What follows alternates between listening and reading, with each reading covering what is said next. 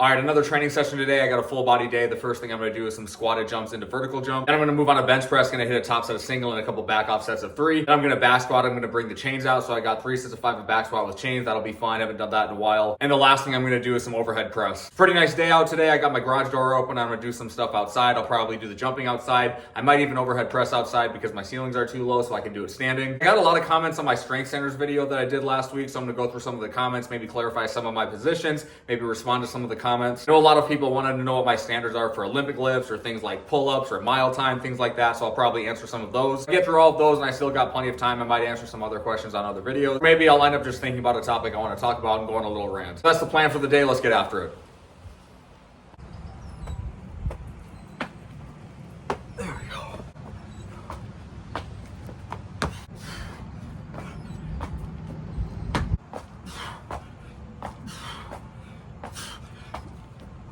All right, bench press first, gonna work up to a heavy single and then a couple back off sets of 3.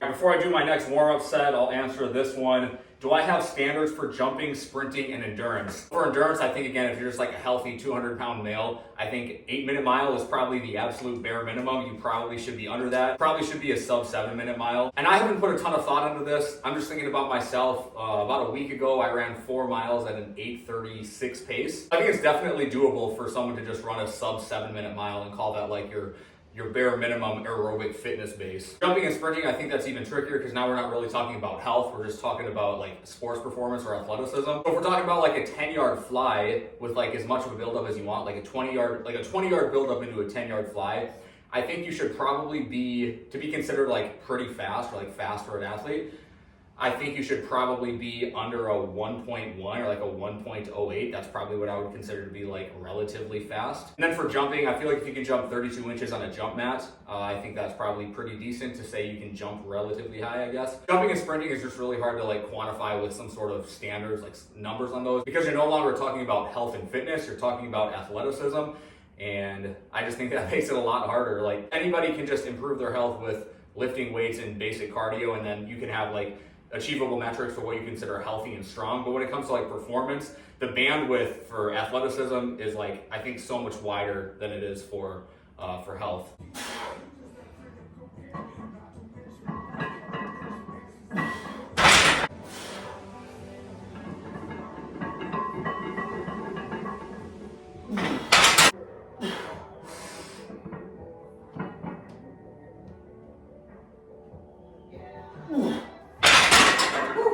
$370, decent for today. This one is for Evie. She just wants to know what my standards are for women. And honestly, my answer is probably not going to be very good, very accurate, or very reliable. But just thinking about like the athletes I work with that are female athletes on campus, which is volleyball players and softball players, but they're Division I athletes, so take it with a grain of salt. For a back squat, and I'm going to speak in kilos here, by the way, because we use kilogram plates on campus. I'd say if a girl can squat somewhere between 70 and 85 kilograms, that's probably pretty good. You know that person's probably put a good amount of time and effort into training. For a deadlift, I would probably just bump that up a little bit from like 90 kilos to 100 kilos. So like 185 to 225 in pounds would probably be a pretty good deadlift for most women. And for bench press, geez, that one's really hard. I might have to just make a separate video on this after I think about it a little bit more, but bench press, I would say, if you can bench press 50 kilograms, so like 115, I have no idea. This answer is probably super unreliable, but I'll think about it more and maybe I'll make a full video on it.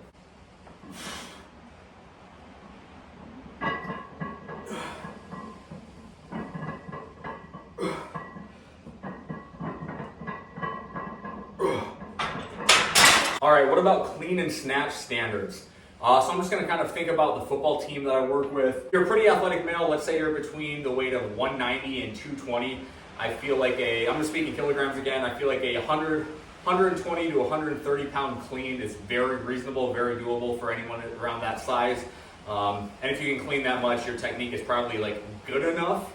So I would say, I'd say between 120 and 130 kilograms. Snatch, I would just say 100 kilos or 225 pounds I feel like those are very reasonable numbers for most people who like put the time and effort into training to snatch, training to clean, and they're still like squatting, pressing, pulling, doing all the other like basic strength stuff. Those are my answers. I probably would have to think about it more. Let me know in the comments if you think these are reasonable or unreasonable and why. But just if you're gonna comment like that, just don't come off as like whining and complaining that I'm being judgmental, because I don't really care about that. The standards are the standards for what I would consider someone to be strong. The standards aren't standards for what I consider someone to like be average, you know? So 320 here, vertical camera, I'm gonna put it on Instagram.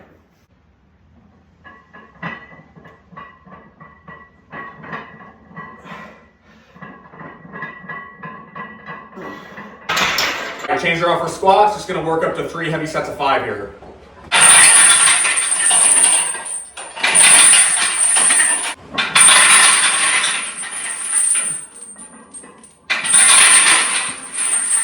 First set here, just gonna go 405 with the chains. I don't know how much the chains weigh, I've never weighed them. It's always really a huge crapshoot when I do this, and I'm so bad about like recording what I'm doing to remember how much I did last time, especially with this kind of stuff when I'm using like a novel piece of equipment. We'll just kind of see how it goes.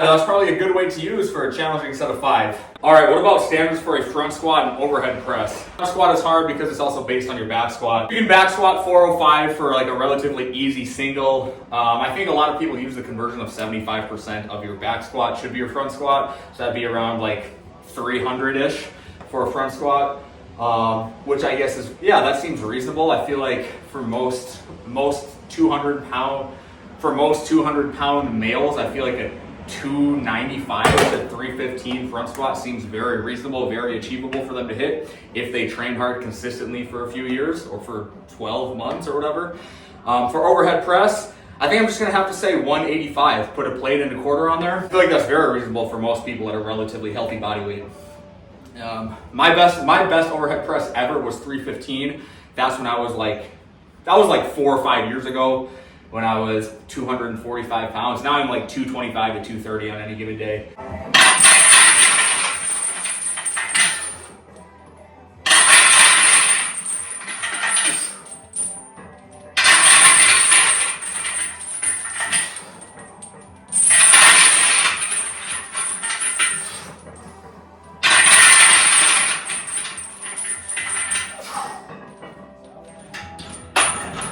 All right, third set here, vertical camera, again, Instagram.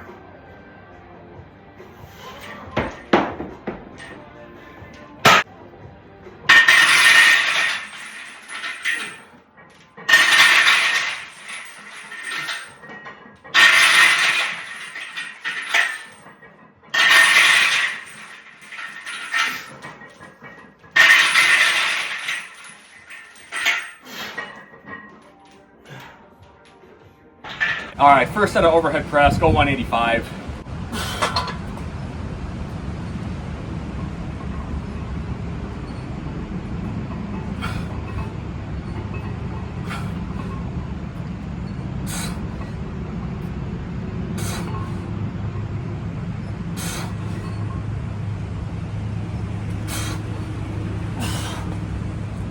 I just have a few more thoughts on the strength standards stuff. Like I said, like the standards are the standards to be strong, not to be like considered average, or just because you're working hard, that doesn't mean you're strong. It's not an indictment on your like moral value as an individual. It's just like the standards for someone to be considered strong, just like the standards to be considered a higher level in kind of any field at all. So I just have a few more thoughts on that. Like people who would say that my standards are too high, I'm out of touch, I'm not very empathetic to people who have like different living conditions than me. I just find that mostly bullshit. Like obviously some people are in like really shitty situations that's really hard to pull themselves out of, but like your average person, it really shouldn't be that hard to like find 30 minutes a day, 4 days a week to put into like some exercise. If you don't have equipment to like do strength training, I understand that, but like dude, you just got to find the time. I'm very empathetic to people who work hard jobs, they have multiple kids, they're married, they have a lot of personal things going on in their life. I think the health recommendations put out by the ACSM, I think that's who it is, or maybe it's NASM, or I don't even know who it is, one of those organizations. I think the recommendations that they have, or like the standards that they have to be considered fit, are very reasonable for everybody, especially in terms of like cardio health, like cardiorespiratory health. And if you have kids, I get it, it's fucking hard, but you just got to find the time to do it. You just have to do it. I think the standards we have, like in a modern American culture, are way too low. Like if you think my standards are too high, I think our cultural standards are way too low. We're way too empathetic as a culture. We're way too liberal as a culture. We're way too open-minded as a culture. And that's why our culture is degrading at a very fast rate. So don't lower your standards to make other people feel better. Keep your standards high to raise the bar, to raise the standard, to make society, to make our culture better. So that's kind of my counter rant to the people that say my standards are too high, or I'm out of touch, I'm not empathetic enough. So I'm gonna do my next set of overhead press at 205, set of 6 here.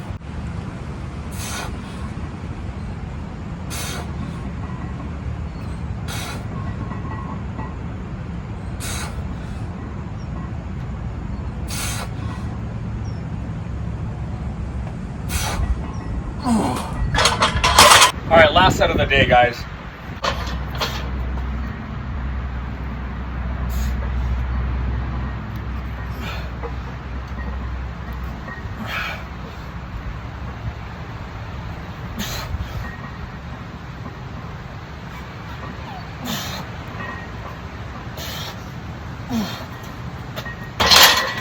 Ooh, 225 for 5.